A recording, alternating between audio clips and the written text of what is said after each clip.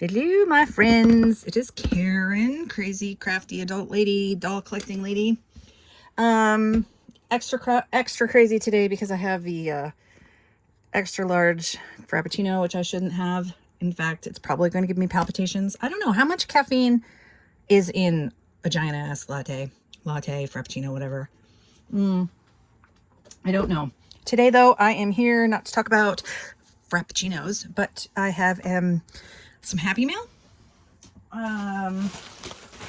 From Tammy at Peacecraft Dolls.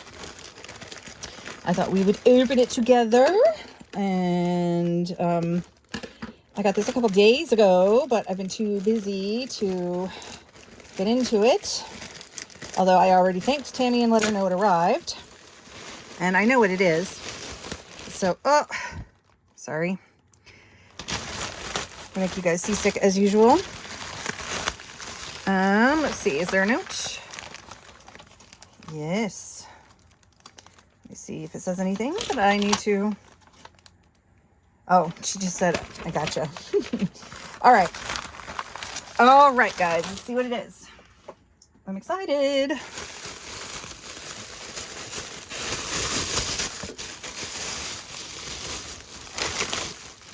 Oh, look. First, we have some sewing thread. How exciting. I just had to go and buy more thread. And I was complaining to Tammy about that, and she had recommended a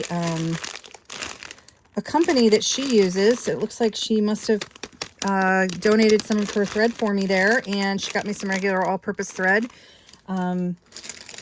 Tammy, thank you. That was a lovely surprise. Yeah, because I just had to buy like an emergency spool, very small, since, Joann's is closing and everything's picked over. I went and had to pick up some emergency thread at Walmart, and they didn't even really, all the whites and stuff were picked over, and then they had this like, it's white, but it's like not 100, it's not like vivid white, and it's like a small spool, so I'm going to run out soon. So, oh, look at it all. It's so exciting. It's fabric. So exciting. Okay, it looks like she sent me some, just a little bit of interfacing, which is really great because I don't have any right now. And then she picked out some fabrics for me, a blue batik. Oh, a lovely, the picnic fabric. What's it called? Picnic blanket, picnic table fabric, the check, there's a name for it. And I don't, oh, look, she knows I like really small florals, and that's like perfect Blythe size. Very, very cool. Here's some, oh, this is pretty.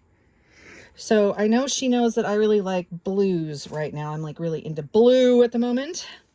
So gingham, right? Gingham check. That's what this is. Oh, very so exciting. Ooh, this would like work really nicely on a toner size doll. In fact, there's a dress that I have bought a pattern for that I think I'm going to use this. I was like, what am I going to do for the fabric? So I think I'm going to use this. That's very, very cool. Okay, that's exciting. And then we have some really pretty white that's got a little bit of a print. Oh, and there's a good amount of this too. Can you see the, it's like quilter's cotton, but it has that little raised floral. Maybe if can you see it? A raised floral print. So it's very subtle, very pretty. Very, very pretty. This is very exciting. You don't know how excited I am. This is a really pretty vintage looking fabric. This would go well for like an 18-inch doll, like an American Girl doll, to like make a vintage dress out of this. That would be super pretty. I really like the butterflies. It's too big for Blythe, but like I have all sizes of dolls. Smart Doll could even get away with that, probably. So I'm gonna put that one over there. Oh, this is pretty. Now, I know this fabric already because Tammy made something for my Smart Doll out of this when I first got my first Smart Doll. So I already know this looks good on Smart Dolls. That's really awesome. Little butterflies. Oh, it's all so pretty. Here's like a nice plain solid blue. Oh, and it's nice and soft. This is really nice. Ooh, this is really pretty too. This would be perfect for fall or Christmas.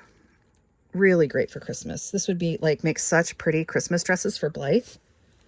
Yeah. Because it looks like, you know, it looks like berries and poinsettia, even though it's not, but that's like what it feels like. So, Tammy, these are all really great. I appreciate this so much. She knows my needs, man. She is a good friend. And I know exactly what I'm going to use this for. In fact, I'm going to leave it out because I got to make this soon. So I'm going to leave that out. I need to leave the white out. These I'm going to put back to put away later. I like that I have a small cut of this though, because like even this as a small cut would look cute on Blythe. These little squares. So somebody must have already pre-done, they were must have been pre-cuts for making a pad, like a quilt, it looks like at one point. So I'm very happy with all of this.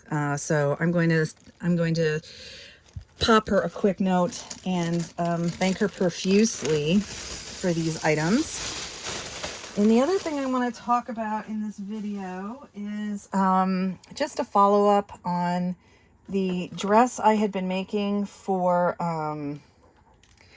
Tyler out of that book, where I had made the sloper or the basic dress pattern. And I had it on, it's actually for Tyler, but I have it currently on Lacey. And I went ahead and I used the pattern, but I altered it slightly at the neck, because I liked everything about this pattern for the most part, except the only thing I really don't like about this pattern, and I'm sure I can find something else in the book. There's lots of patterns in that book, but I don't like this dart going up through the shoulder seam at all. And I don't like it having just a tiny bit where it's not connected. For me, it would be better if this was like an entire shoulder seam, or they got rid of this up here and they put darts at the bust right there. But it still works as a dress and looks very nice. I'm just saying, like, if I had my preferences. And also it's a little bit on both of them. It's a little bit tight around the armhole. In fact, I mean, it fits perfectly, so that's not a problem. But, so I wanted to lower the neckline and I wanted to widen it. I think what I should do next time is just keep it close here and keep it like, have this big shoulder, but then like, drop it down, because, otherwise what happens is this looks very pretty. I mean, I really like this neckline. It looks very nice, but I have the seam, it changes the seam. It changes the whole way the seam, the sleeves, excuse me, the shoulders are done when, because there's a dart that goes through the shoulder. So I had to sew the darts first. Like, I made the neckline, I cut the neckline deeper and wider, and then I sewed and then I showed the darts. Then I made the neckline, whatever, however I did it, regardless. Then the back, I also had to cut down to match. And I think I did a really good job. I haven't sewed in any snaps or anything, but you can see it meets very nicely up here. When I sew the snap down, it'll be nice. And so I did a good job. It's just, I just don't like how bulky and how the seam runs right through here on their shoulders. And the other thing is, because this isn't quite, this is really thick with a very thick dart through here that I would need to cut down. It would be really hard. So this dress is lined, as you can see. It was going to be really hard to turn it through these shoulders. So I didn't turn it. I hand sewed the lining of the sleeves together, which was a total bear. I would like to take this pattern and like get rid of this here, shorten up the sleeves normally, and then put in a bust dart here instead, so that there's not this weird dart going up through here, and there's not this weird, because see, there's like a couple millimeter gap here between the two darts, the bust darts. And I don't think that this bust dart, yeah, but I'm going to look through the book. I'll try to remember to list the name of the book again, but I did a video on it for this dress. And then I will I'll try it again. I want to make more dresses out of that book. There might be one that I find where the neckline is like good, and then I can kind of Frankenstein the whole thing together or base something off of that. There's lots of designs in there. So, yeah, so I'm excited about that. And then the last thing I want to show you is I had to run errands today, and I ended up at the pharmacy. They take a lunch break now. How dare they? So I had to walk over to the Dollar General, or yeah, the Dollar General, the $1.25 General, to kill some time while I was waiting for them to open back up. So I grabbed where is it? I bought just a couple things from there, and no, that's not the bag. Here it is, the Dollar Tree. The Dollar Tree is where I went. The Dollar Tree. I didn't go into the toy aisle, but apparently I bought myself a chocolate Hershey's bar and forgot all about it. That's great. I have chocolate for later. So I bought a couple things of lace. I don't really like this lace, but you know, because it's off-white, which is fine, but you know, I find I have more of a need for white lace. It's kind of a thick trim, and it's not very you know, it's not very scalloped at the bottom, but it still is pretty, in $1.25. So I just picked up a couple of those because usually they're out when I go in there. My Dollar Tree closest to my house is an absolute disaster at all times. It looks like a tornado hit the inside, and they're always yeah. And then I tried out some of the fabric, and how funny that Tammy sent me that gingham check, because I bought this. You know, I don't know how, like, this looks like it's not a very thick weave, so it looks like it's going to ravel, but, you know, I thought it might make like a nice pencil skirt or something with a lining. So, and it's, you know, these amounts, they have a lot of different ones. It's 100% cotton. It says it's 18 by 21 inches. So yeah, I thought like this would make like maybe a nice, maybe even a jacket and a pencil skirt or something. We'll see what I can do with it. They had more of this, but it looks like, you know, it looks like it could like give it a wool-like look. And, you know, I'm in the blue right now.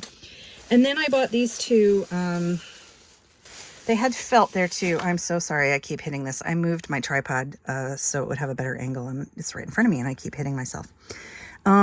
This faux fur like thing I thought would look really, could make some cute stoles or trims or something. It's a little, you know, it's a little cheap, but you know, $1.25. And then I bought this fleece, $1.25, and I thought this would look, there's some late Middle Ages outfits that I'd like to make for the dolls eventually. And back then, it was a time period where all the women were wearing the tall pointed hennins or hats, you know, like the traditional princess thing. The hennin, they look like dunce caps, you know, or they wear shorter ones too. But at that time, everybody was wearing fur-lined outer garments that are dresses, not just like, you know, to go out, not like a coat, but their actual dress was like lined with fur. And if they didn't line the entire thing, they would do the collar and the wrists in faux fur. And I thought this would probably be a good faux fur substitute, or if I wanted to make some kind of like a bunny outfit or something, or some bunny ears, or like a bunny hat or something for Blythe. I do have faux fur here, but it is kind of annoying to work with. And you know, this on a small doll, I mean, would look very fur-like, so no need to buy the actual faux fur. So I just picked them up to have. I don't have any plans to do anything with these right now, but you know, I'm just trying to build my stash, and I'm not trying to buy things that I'm not going to use, but again, I had time to kill. So, yeah, so I didn't go look at the toy section. I didn't see like what kind of fashion packs and stuff they had in there. I do want to go. There's 2 stores in town. There's a couple smaller fabric shops around me. I passed one of them twice today. I'm pretty sure they were probably closed though for Good Friday, so I didn't try to stop in as I was running. I mean, I was in the car all day long, in and out, driving my son around. In fact, I have to get out. I have to go leave again, and I have to go out again to pick him up. And then I saw the Joann's on the south. We have 2 Joann's in town, and one of them probably, I haven't been in there since they started their closing. I'm just kind of curious what sad stuff is left in there. I may or may not try to go check that out, but I definitely am going to go check out the small fabric shops in town. The only thing is about those like mom and pop shops, from what I can tell, they have really nice, they're like for quilters. They have sewing classes and everything else in there. And probably that's like where you take your machine to and they ship it off if like you have something wrong with it. But you know, that's quilting cotton and it's mainly for quilters. And I'm sure I can find some amazing stuff in there, but A, it's not going to be cheap. And B, you know, it might not be, I'm trying to find lighter weights of material, for the dolls. And, so it's, well, it's for the 1/6 scale, like Barbie and Blythe, I'm trying to like downsize the thickness of the fabric I've been buying because it helps with the draping and everything else. For the taller dolls, you know, it doesn't matter. Quilting cotton is, I mean, you can still use quilting cotton. It just depends on the dress or the outfit you're making, right? I don't have anything against it. It's just, yeah, if I go in there, and plus I still on my bucket list is to make a quilt, and God knows I might go in there and like freak out and buy like enough fabric of expensive stuff to make an expensive quilt and then never finish it. So I'm I'm trying to stay out of there, but I do plan on getting in there at some point. So, that was it. That was my, mostly fabric haul today. Again, Tammy, thank you so much for sending those fabrics out, and I can't wait to start sewing with them. And, I have a couple things that I have to finish first, and then I'm going to go, yeah, I'm going to start sewing those up. So sewing up that fabric you sent, I do not have, I have not a, I don't have a large fabric stash yet. So, I do really, really appreciate Tammy sending that to me to bulk up, you know, my stash. So, all right, guys, I'll say goodbye. And I'll talk to you soon. Bye.